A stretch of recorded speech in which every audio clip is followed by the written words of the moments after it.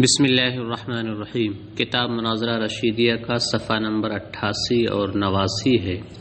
مجلس برکات کا نسخہ ہے اور متن کی عبارت ہے تکملہ نقض الحصر بقدح الدلیل اما لعدم استلزامہ للدعوی او لاحتیاجہ الی مقدمۃ او لاستدراکها۔ اب حاصے تسعہ پر گفتگو مکمل ہو چکی ہے۔ اب یہاں سے مصنف علیہ الرحمہ ان کا تکملہ بیان کر رہے ہیں۔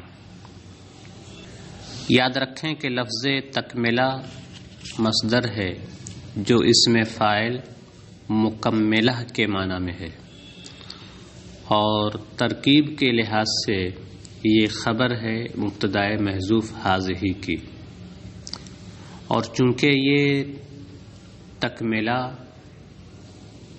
نویں بحث کا نہیں ہے بلکہ 1 سے لے کر کے 9 تک کل 9 بحثوں کا تکملہ ہے، لہذا اب پوری عبارت اس طرح نکلے گی حاذہ مکملۃ الابحاث التسعۃ، یہ ابحاث تسعہ کی تکمیل کرنے والی گفتگو ہے۔ اسی لیے شارح نے اس کی وضاحت کر دی، اور تکملہ کے تحت شارح نے کہا اے ہذہ مکملۃ الابحاث التسعۃ، یعنی یہ ابحاث تسعہ کا تکملہ ہے، یہ ابحاث تسعہ کی تکمیل کرنے والی بحث ہے۔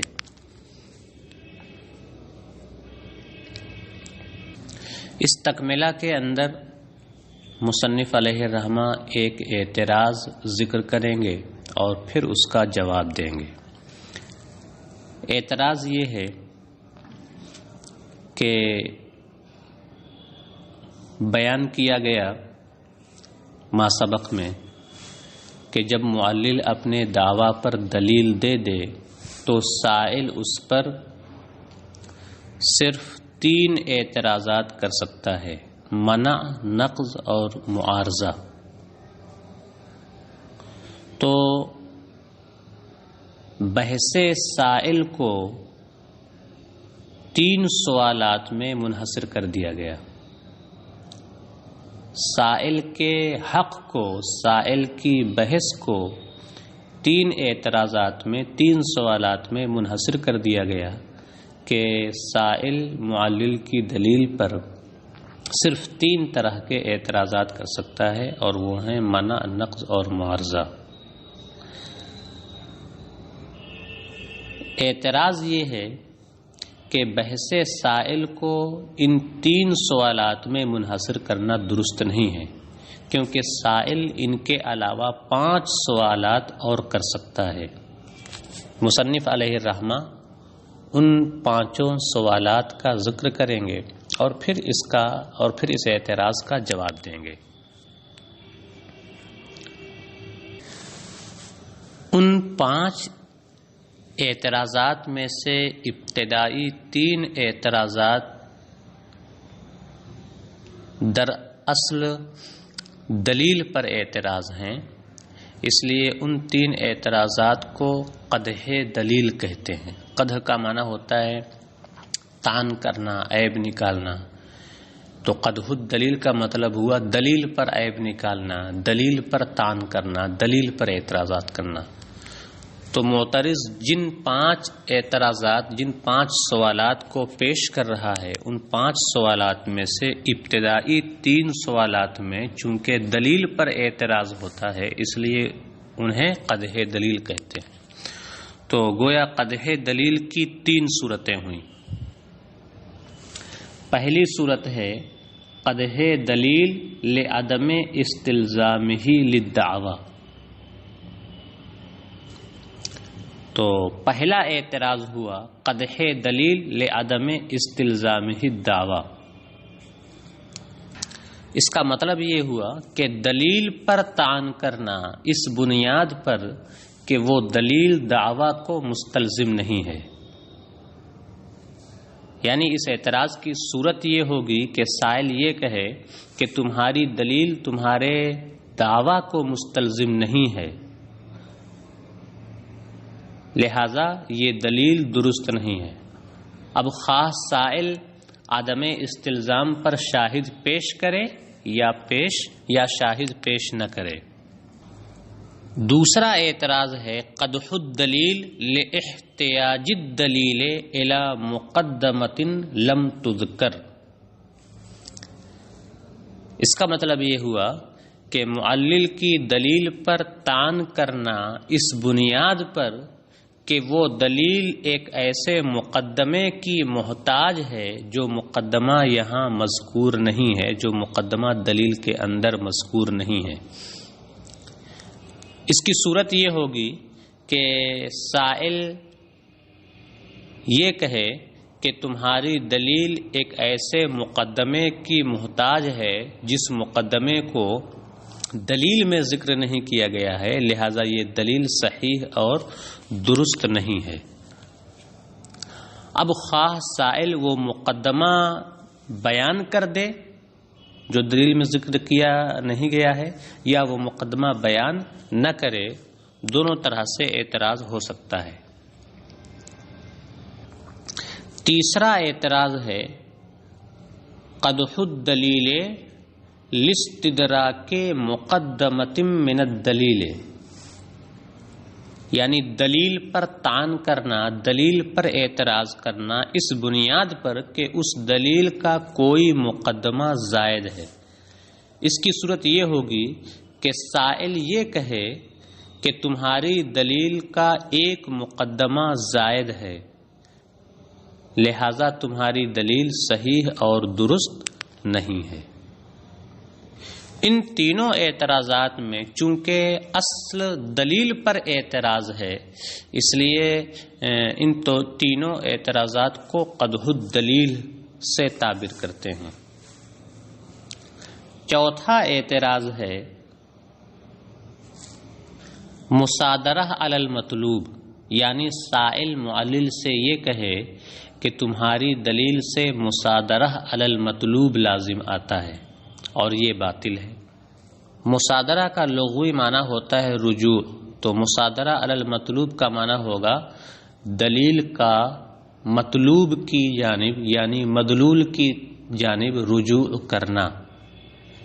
اس کی صورت یہ ہوگی کہ سائل معلل سے کہے کہ آپ کی دلیل یا آپ کی دلیل کا کوئی جز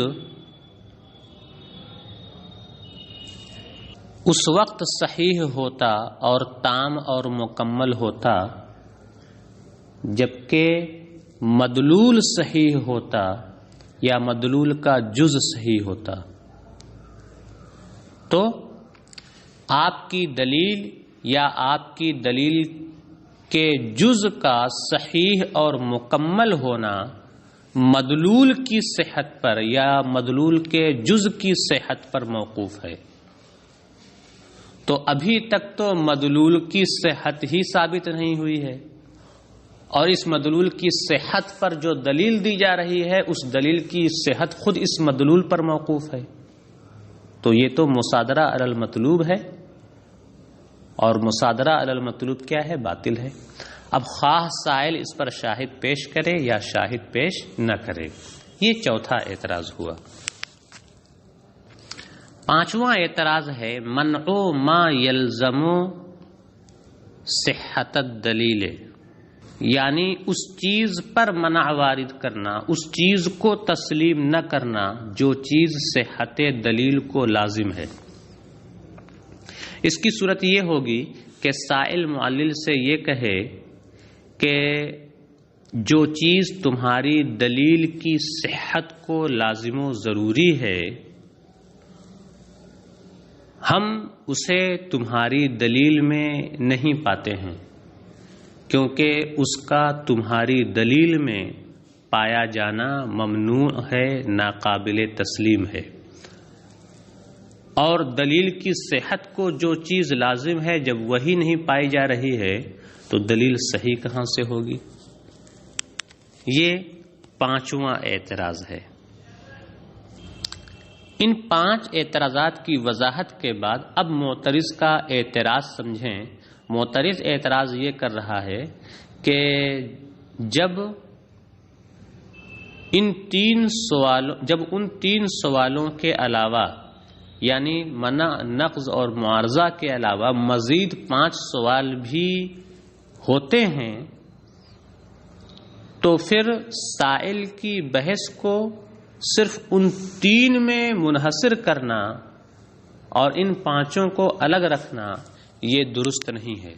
لہذا سائل کی بحث کا 3 میں انحصار صحیح اور درست نہیں ہے. یہ معترض کا اعتراض ہے. اب مصنف معترض کے اس اعتراض کا جواب ذکر کر رہے ہیں. مصنف علیہ الرحمہ اس اعتراض کا جواب دیتے ہوئے فرما رہے ہیں کہ آپ نے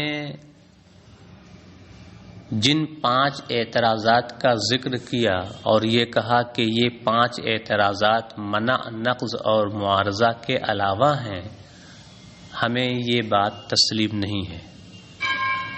آپ کا پہلا اعتراض تھا قدح الدلیل لعدم استلزامہ الدعوی، یعنی دلیل پر اعتراض کرنا اس بنیاد پر کہ وہ دلیل دعوی کو مستلزم نہیں ہے. اس اعتراض کے سلسلے میں ہم یہ کہیں گے کہ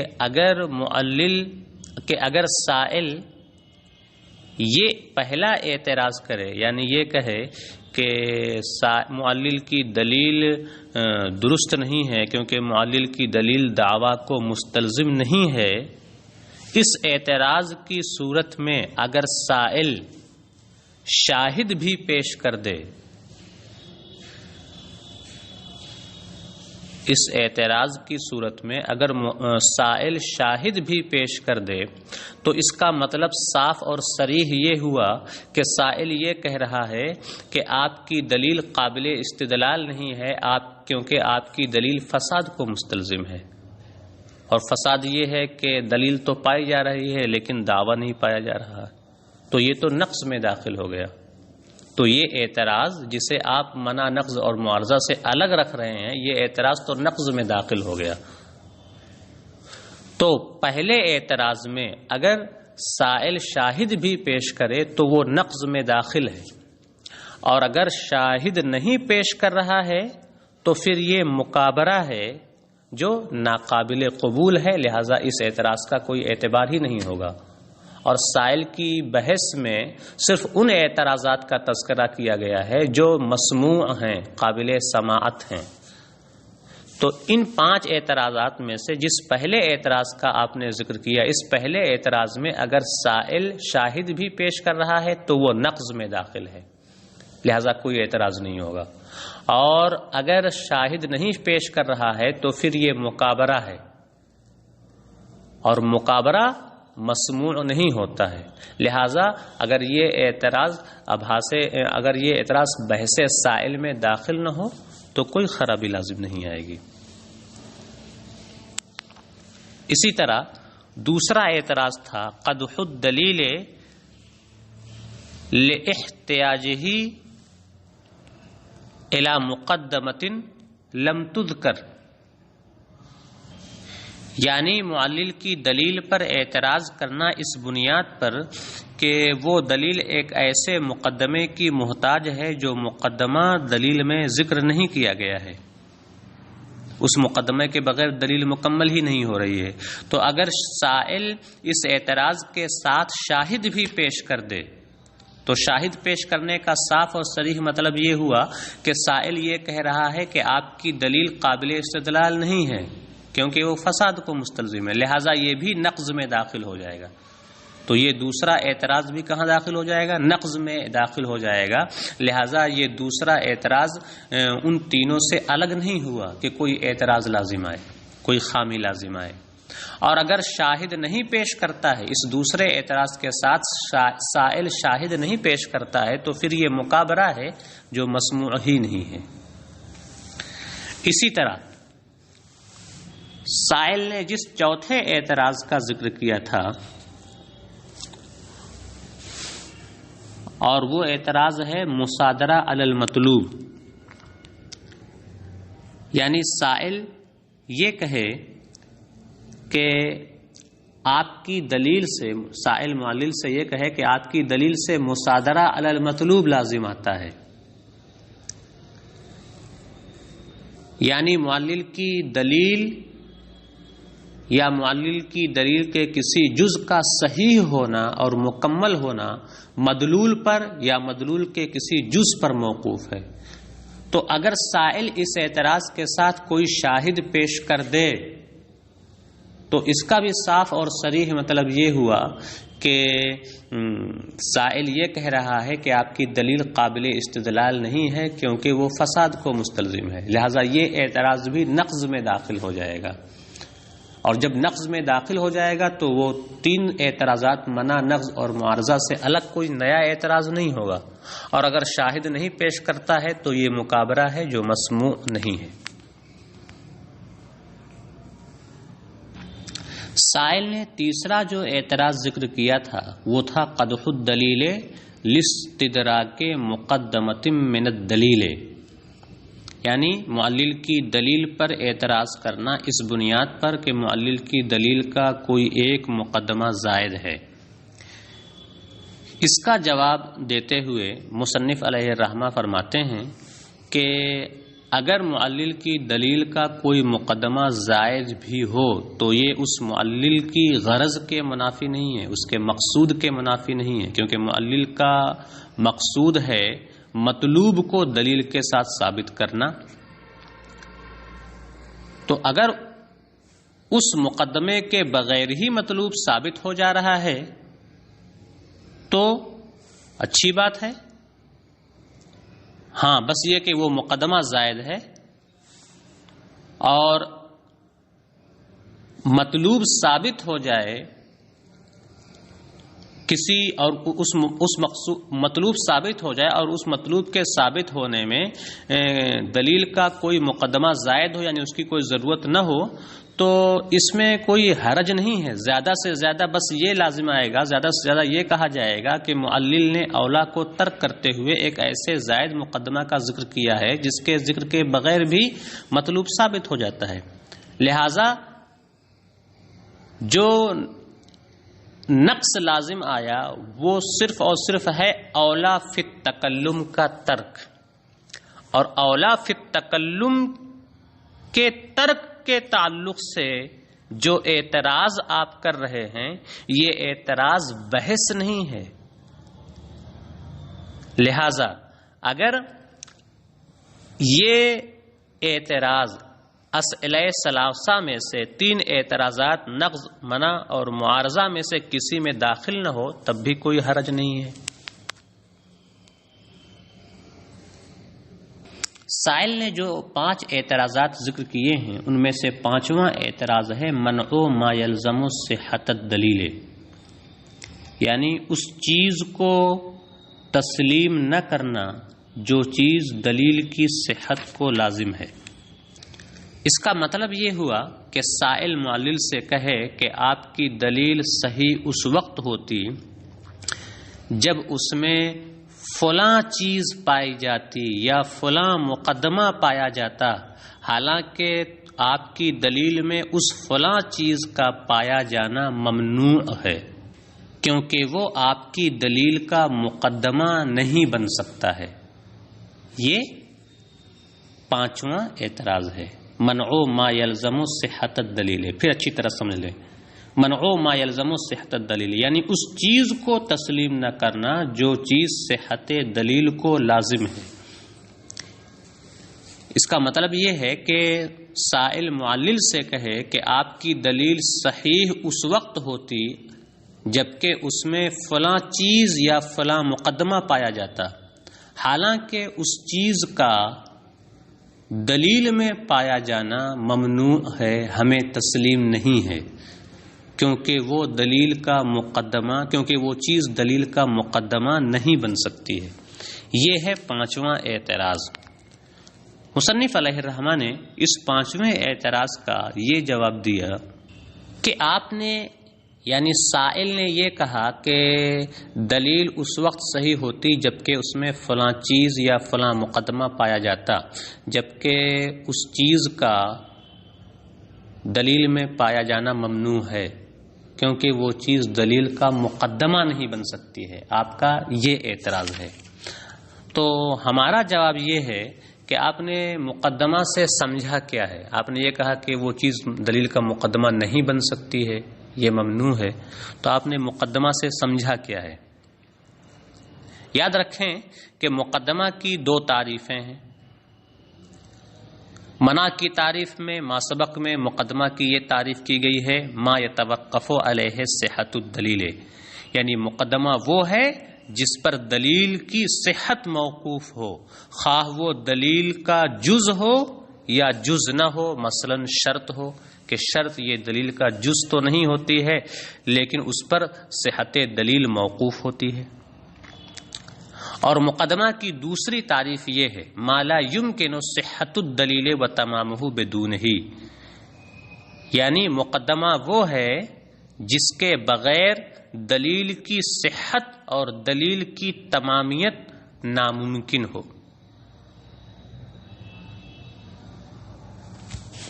لہذا ہر وہ چیز جو دلیل کی صحت کو لازم ہو یا جس کے بغیر دلیل کی صحت ممکن نہ ہو، وہ مقدمہ ہی ہوگی۔ ان دونوں تعریفوں سے یہ ثابت ہو جاتا ہے کہ جو چیز دلیل کی صحت کو لازم ہو یا جس کے بغیر دلیل کی صحت ناممکن ہو، وہ دلیل کا مقدمہ ہوگی، کیونکہ دلیل کا مقدمہ ہونے کے لیے دلیل کا جز ہونا ضروری نہیں ہے۔ دلیل کے لیے جو چیز شرط ہے وہ بھی دلیل کا مقدمہ ہوتی ہے۔ لہذا جب ایسی چیز پر سائل کی طرف سے منع وارد ہو رہا ہے جو چیز دلیل کی صحت کو لازم ہے، ایسی چیز سائل کو تسلیم نہیں ہے، تو پھر یہ منع میں داخل ہوگا۔ جو تین اعتراضات بحث میں داخل ہیں، بحث سائل میں منع، نقض اور معارضہ، ان میں سے یہ اعتراض کس میں داخل ہوگا؟ منع میں داخل ہوگا۔ لہذا یہ ان تین اعتراضات میں سے کوئی الگ اعتراض نہیں ہوگا۔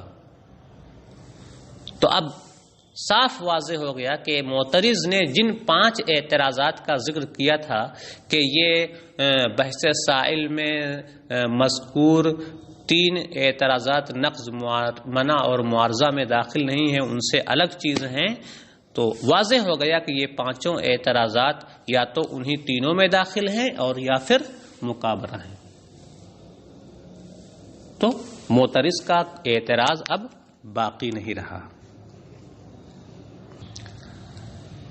اخیر میں شارح علیہ الرحمہ نے ایک اعتراض کا ذکر اور کیا ہے،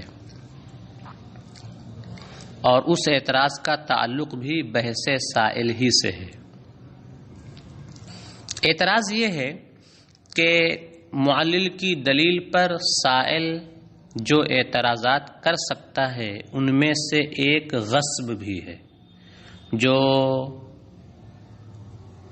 منع، نقض اور معارضہ میں سے کسی میں داخل نہیں ہے، جبکہ بحث سائل کو منع، نقض اور معارضہ میں منحصر کر دیا گیا ہے۔ بحث کو اس میں نہیں، پھر سے سمجھیں، شارح نے جو اعتراض ذکر کیا ہے وہ اعتراض یہ ہے کہ سائل معلل کی دلیل پر جو اعتراضات کر سکتا ہے ان میں سے ایک غصب ہے، حالانکہ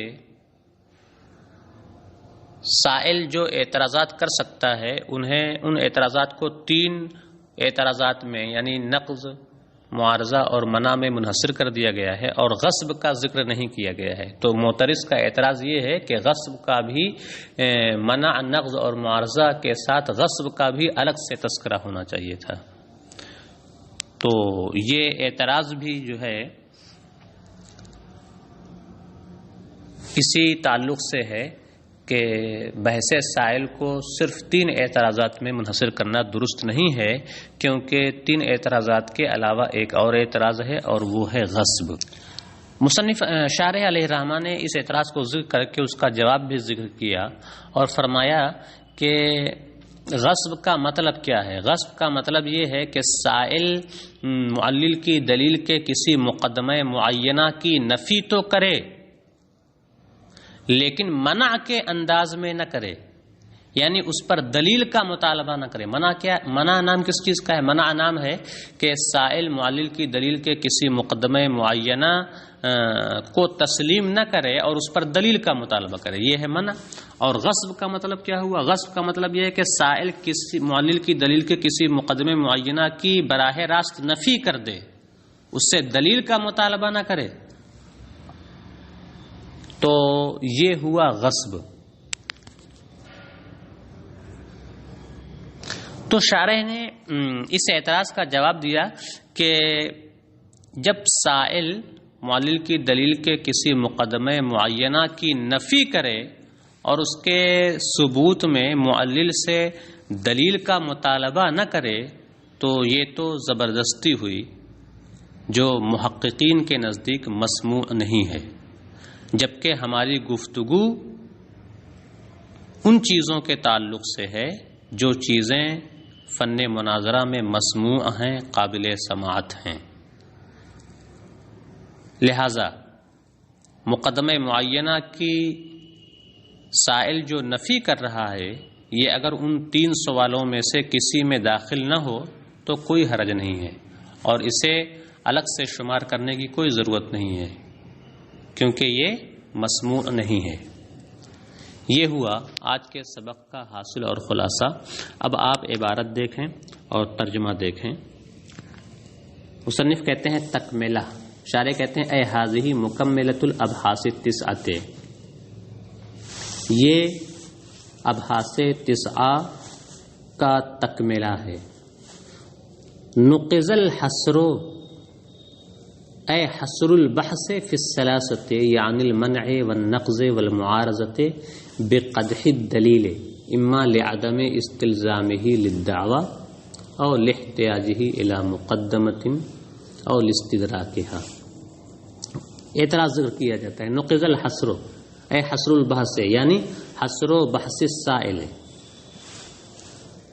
سائل کی بحث کے 3 اعتراضات یعنی منع، نقض اور معارضہ میں انحصار پر اعتراض کیا گیا ہے۔ نقض الحصر، حصر پر اعتراض کیا گیا ہے۔ بحث سائل کے 3 سوالات یعنی منع، نقض اور معارضہ میں منحصر ہونے پر اعتراض کیا گیا ہے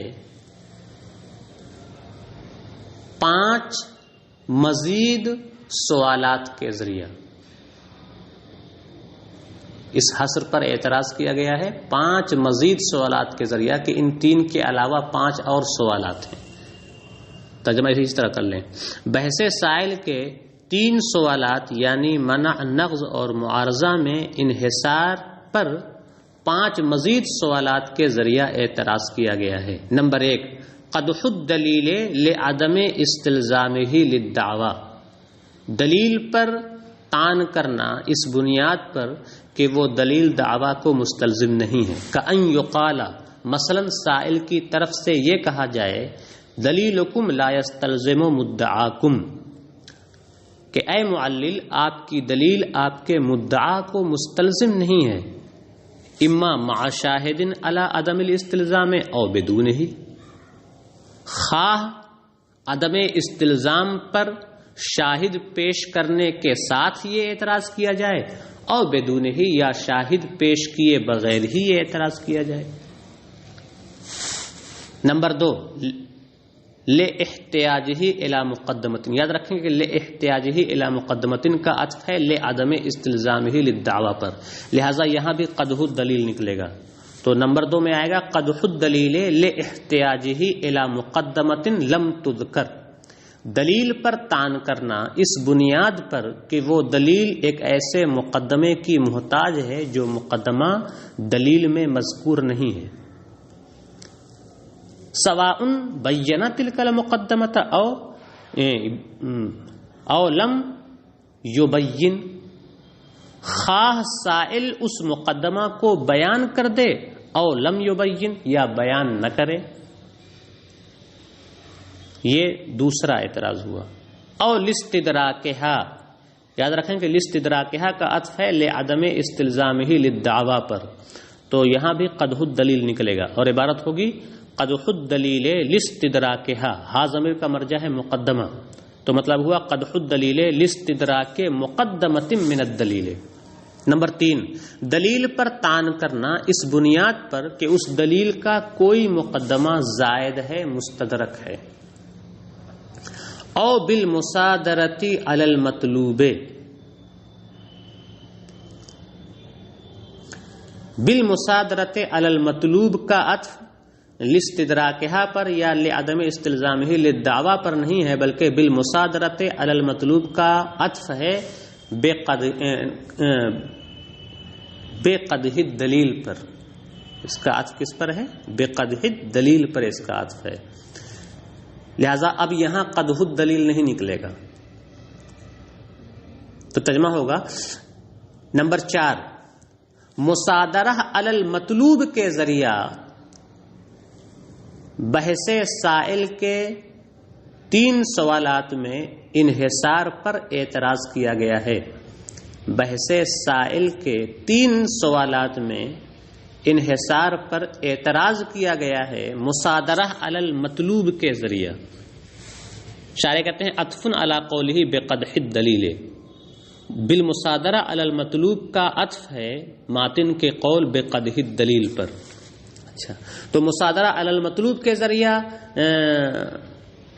نقض وارد کیا گیا ہے. کیسے؟ بأن یقال، اس طور سے کہ سائل کی طرف سے کہا جائے حاضت دلیل او جزءہ انما یتم ویصح لو صح المدلول او جزءہ. سائل کی طرف سے کہا جائے کہ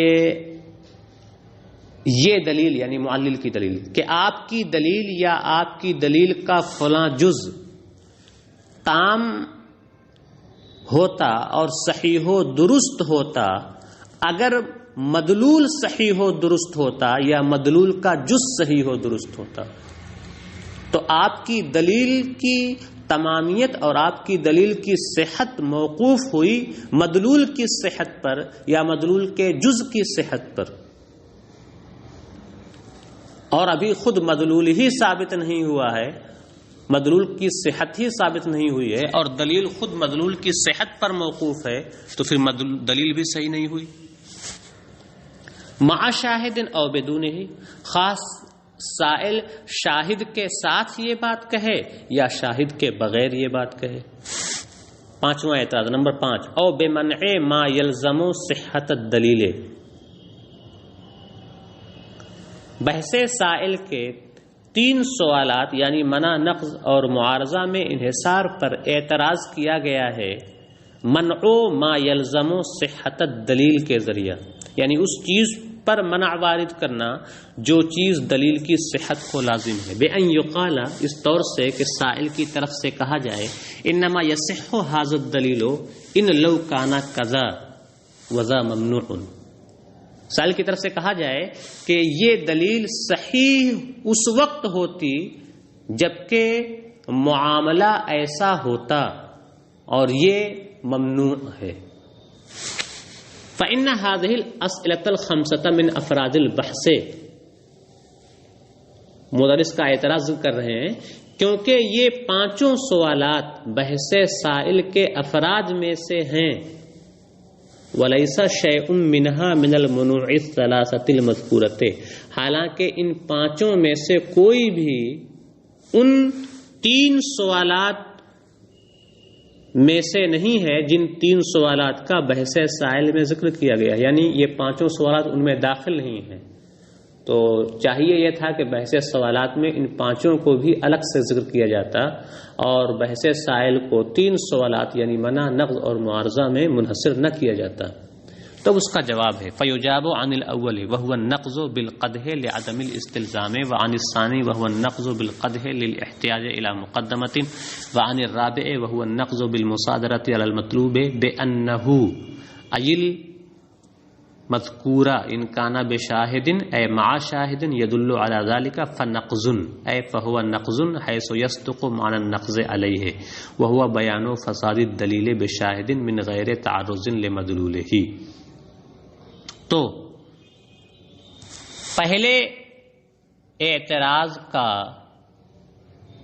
جواب دیا جائے گا، اور پہلا اعتراض کیا ہے؟ وہو النقض بالقدح لعدم الاستلزام، اور تو پہلے اعتراض یعنی نقض بالقدح لعدم الاستلزام کا، اور دوسرے اعتراض یعنی نقض بالقدح للاحتیاج الی مقدمۃ کا، اور چوتھے اعتراض یعنی نقض بالمصادرہ علی المطلوب کا جواب اس طرح دیا جائے گا کہ سائل کی طرف سے جو اعتراض ذکر کیا گیا ہے اگر وہ شاہد کے ساتھ ہے جو اس پر دلالت کر رہا ہو فہو نقض، تو وہ نقض ہے کہ نقض کا معنی اس پر صادق آ رہا ہے، اور نقض کا معنی ہے معلل کی دلیل کے فساد کا بیان شاہد کے ساتھ اس کے مدلول سے تعرض کیے بغیر، تو یہ نقض میں داخل ہو جائے گا، لہذا الگ نہیں رہ جائے گا ان تین اعتراض سے۔ وَإِلَّا وَإِن لَّمْ يَكُن مَّعَ شَاهِدٍ يَدُلُّ عَلَيْهِ فَمُقَابَرَةٌ غَيْرُ مَسْمُوعَةٍ، اور اگر سائل کی طرف سے ذکر کیا گیا اعتراض ایسے شاہد کے ساتھ نہ ہو جو اس پر دلالت کرے تو پھر یہ اعتراض مقابرہ ہے جو غیر مسموع ہے۔ وَكَلَامُنَا فِي الْأَبْحَاثِ الْمَسْمُوعَةِ، جبکہ ہماری گفتگو ابحاث مسموعہ میں ہے۔ وَيُجَابُ عَنِ الثَّالِثِ وَهُوَ النَّقْضُ بِقَدْحِ الدَّلِيلِ لِاسْتِدْرَاكِ مُقَدَّمَةٍ مِّن مُقَدَّمَاتِهِ بِأَنَّهُ لَا يُنَافِي غَرَضَ الْمُنَاظِرِ وَالْمُعَلِّلِ، اور تیسرے اعتراض یعنی نقض بقدح الدلیل لاستدراک مقدمۃ من مقدماتہ کا جواب اس طرح دیا جائے گا کہ یہ چیز مناظر اور معلل کی غرض کے منافی نہیں ہے۔ اس غرض المعلل اس بات و مطلب ہی بالدلیل، اس لیے کہ معلل کی غرض ہے دلیل کے ذریعہ اپنے مطلوب کو ثابت کرنا، وذا یحصل، اور یہ چیز حاصل ہو جا رہی ہے۔ وَإِن كَانَ بَعْضُ مُقَدَّمَاتِهِ مُسْتَدْرَكَةً، اگرچہ اس کی دلیل کے بعض مقدمات زائد ہیں، غایتہ انہ ترک الاولا فتعرض لمقدمۃ لا تعلق لها بالمطلوب زائدۃ یجوز اثبات المدلول بدون ذکرها، زیادہ سے زیادہ یہ خامی لازم آئے گی کہ معلل نے اولا کو ترک کیا اور ایک ایسے مقدمے کا تذکرہ کر دیا جس مقدمے کا مطلوب سے کوئی تعلق نہیں ہے اور جو زائد ہے کہ جس کے ذکر کے بغیر مدلول کا اثبات ہو سکتا ہے۔ فالسؤال علیہ بترک الاولا فی التکلم لیس من البحث فی شیء، تو یہاں بس خامی کیا ہے؟ خامی یہ ہے کہ اس نے اولا فی التکلم کا ترک کیا ہے، اور اولا فی التکلم کے ترک سے متعلق جو سوال ہے، جو اعتراض ہے، وہ بحث سائل میں داخل نہیں ہے، وہی کرے فالسؤال، لہذا اولا فی التکلم کے ترک کی بنیاد پر معلل کی دلیل پر سوال قائم کرنا یہ بحث سائل میں سے نہیں ہے۔ وعن الخامس وهو النقض بمنع ما يلزم صحة الدليل بتفسير المقدمة المأخوذة في حد المنع بما يتوقف عليه صحة الدليل سواء كان جزءه أو لا كما سبق، أو تفسيرها بقوله ما لا يمكن صحة الدليل وتمامه بدونه۔ اور پانچویں اعتراض یعنی نقض بمنع ما يلزم صحة الدلیل کا جواب دیا جائے گا منع کی تعریف میں ماخوذ مقدمہ کی تفسیر و توضیح کے ذریعے، اور مقدمہ کی تفسیر و توضیح کی جائے گی ما یتوقف علیہ صحت الدلیل سواء کان جزءہ او لا سے، کہ مقدمہ نام ہے اس چیز کا جس پر دلیل کی صحت موقوف ہو، خواہ وہ دلیل کا جز بھی ہو یا نہ ہو، کما سبقہ جیسا کہ ذکر کیا جا چکا ہے۔ اور تفسیر ہے یا مقدمہ کی تفسیر یوں کی جائے گی ما لا یمکن صحت الدلیل و تمامہ بدونہ، کہ مقدمہ وہ ہے جس کے بغیر دلیل کی صحت اور دلیل کی تمامیت ناممکن ہو۔ تو اس چیز پر منع وارد کرنا در حقیقت مقدمہ پر منع وارد کرنا ہوا، لہذا یہ منع میں داخل ہو جائے گا۔ فذالک المنع داخل فی المنع، تو یہ منع میں داخل ہوگا، یہ والا یعنی منع ما یلزم صحت الدلیل، لہذا منع ما یلزم صحت الدلیل یہ منع میں داخل ہوگا۔ تو یہ منع نقض معارضہ سے الگ کوئی نئی چیز نہیں ہوگا، لہذا بحث سائل کا 3 اعتراضات 3 سوالات یعنی منع، نقض اور معارضہ میں منحصر ہونا صحیح اور درست ہوا۔ وہی کریں فلما تقرر ما ذکر لم یوجد بحث مسموع من السائل الا وان یکون داخلا فی واحد من الثلاثه، لہذا جب مذکورہ ساری چیزیں ثابت ہو گئیں تو سائل کی طرف سے کوئی ایسی بحث مسموع نہیں پائی جا رہی ہے جو ان تینوں میں سے کسی ایک میں داخل نہ ہو، لہذا انحصار درست ہوگا۔ اب شارح ایک اور اعتراض کر رہے ہیں، غصب والا اعتراض، اس کے بارے میں کرے وہ اما الغصب اذا كان بطريق البحث كما اذا تصدى السائل بنفي المقدمة المعينة ولم يتعرض بمنعها اصلا فهو غير مسموع ايضا عند المحققين فلا يرد به النقض ايضا۔ اور رہا غصب، تو غصب جب بطریق بحث ہو، مثلا جب سائل معلل کی دلیل کے کسی مقدمے معینہ کی نفی کے درپے ہو اور اس پر منع وارد کرنے کے درپے نہ ہو، یعنی اس پر دلیل کا مطالبہ نہ کرے، صرف نفی کرے، فہو غیر مسموع ایضا عند المحققین، تو محققین کے نزدیک یہ بھی غیر مسموع ہے، فلا یرد بہ النقض ایضا، لہذا اس کے ذریعہ بھی کوئی اعتراض وارد نہ ہوگا۔ تو یہاں آ کر کے 9 بحثیں بھی مکمل ہو گئیں اور ان 9 بحثوں کا تکملہ بھی پورا ہوا۔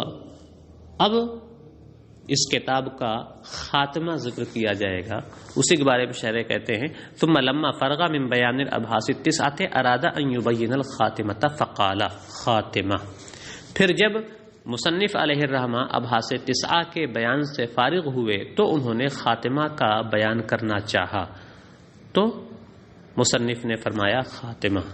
اب خاتمہ پر گفتگو انشاءاللہ اگلے سبق میں ہوگی، آج کا سبق یہیں پر مکمل ہوتا ہے۔ السلام علیکم ورحمۃ اللہ وبرکاتہ۔